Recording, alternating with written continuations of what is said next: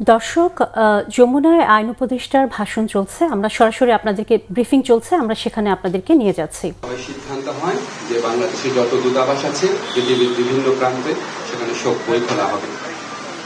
সভায় বিশেষ আমন্ত্রণে অংশ নেয় বিএনপি মহাসচিব জনাব মির্জা ফখরুল ইসলাম আলমগীর।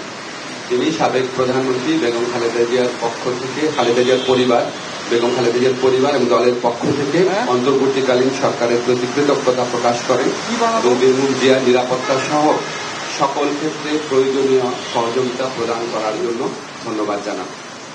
মির্জা ফখরুল ইসলাম আলমগীর সাহেব আমাদের সভাকে অবহিত করেন যে আগামীকাল বুধবার বাদ জোহর জাতীয় সংসদের দক্ষিণ প্লাজা এবং এর সংলগ্ন মানিক মিয়া এভিনিউতে বেগম খালেদা জিয়ার জানাজা অনুষ্ঠিত হবে। জানাজার পর তাকে শহীদ রাষ্ট্রপতি বীর মুক্তিযোদ্ধা রাষ্ট্রপতি জিয়াউর রহমানের পাশে দাফন করা হবে। ওনার দাফন করা হবে শহীদ রাষ্ট্রপতি জিয়াউর রহমানের পাশে। আজকে সভায় বেগম জিয়ার দাফন এবং জানাজা সম্পর্কিত বিষয়ে সরকার সব ধরনের সহযোগিতা প্রদান করবে বলে জানিয়েছেন মাননীয় প্রধান উপদেষ্টা। মাননীয় প্রধান উপদেষ্টা ডক্টর মোহাম্মদ ইউনূস সভায় বেগম জিয়ার বিষয়ে বিভিন্ন স্মৃতিচারণ করেন। একটা কথা বলতেই হচ্ছে, উনি আমাদেরকে মনে করিয়ে দেন শেষ যখন দেখা হয়েছিল বেগম জিয়া ওনার সাথে একান্তে অনেকক্ষণ কথা বলেছিল। আপনারা জানেন সেনা সদরে যে অনুষ্ঠিত হয়েছিল প্রোগ্রাম, সেখানে উনি অত্যন্ত উৎফুল্ল ছিলেন, সবার সাথে কথা বলেছেন এবং উনি সেগুলি স্মৃতিচারণ করেছেন মাননীয় প্রধান উপদেষ্টা। এবং উনি এটা বারবার বলেছেন যে আজকে এরকম এই জাতির এই বিশেষ মুহূর্তে আমাদের বেগম খালেদা জিয়ার উপস্থিতি অনেক প্রয়োজন ছিল। গোটা জাতি উনার জন্য দোয়া করেছে, আল্লাহর ইচ্ছা উনি চলে গেছেন। কিন্তু বাংলাদেশের ইতিহাসে বাংলাদেশের প্রতিটি মানুষের হৃদয়ে বাংলাদেশের প্রতিটি আত্মমর্যাদাশীল গণতন্ত্রকামী দেশপ্রেমিক মানুষের হৃদয়ে উনার অবস্থান অক্ষয় অবিনশ্বর হয়ে থাকবে।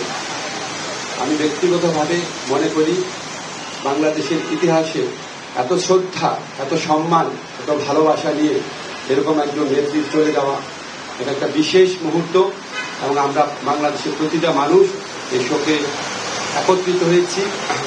একত্রে আমরা আগামীকাল শোক দিবস পালন করব, এরপরে দুদিন শোক দিবস পালন করব। সবাই আমরা বেগম খালেদা জিয়ার প্রতি যথার্থ সম্মান প্রদর্শনের জন্য ওনার যে দাফন কাজ হবে সেটা আমরা অত্যন্ত শৃঙ্খলার সাথে ভাবগাম্ভীর পরিবেশে আমরা আমাদের সবার দায়িত্ববোধ থেকে সুশৃঙ্খলভাবে এই অনুষ্ঠানগুলো আমরা দাফন এবং জানাজার যে কর্মসূচি রয়েছে সেগুলি আমরা পালন করব, এই প্রত্যাশা আমরা ব্যক্ত করছি। ধন্যবাদ। আপনি আগের সময় নির্দয় আচরণের কথা বললেন, ওনাকে একটা প্রহসনমূলক রায়ে ওনাকে জেলখানায় পাঠিয়ে অকথ্য নির্যাতন করা হয়েছে।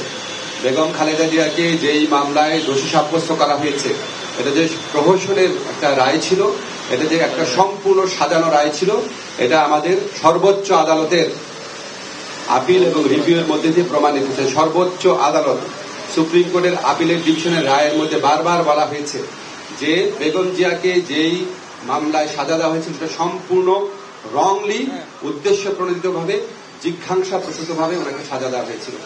ওনাকে জেলখানায় বিভিন্ন সময় যেভাবে নির্যাতন করা হয়েছিল ওনাকে আমরা হয়তো এত তাড়াতাড়ি হারাতাম না। আমি ব্যক্তিগতভাবে মনে করি বেগম জিয়ার এই মৃত্যুর পিছনে ফ্যাসিস্ট যে প্রধানমন্ত্রী ছিলেন শেখ হাসিনা এবং ওনার যে সরকার আছে অবশ্যই তার দায় রয়েছে।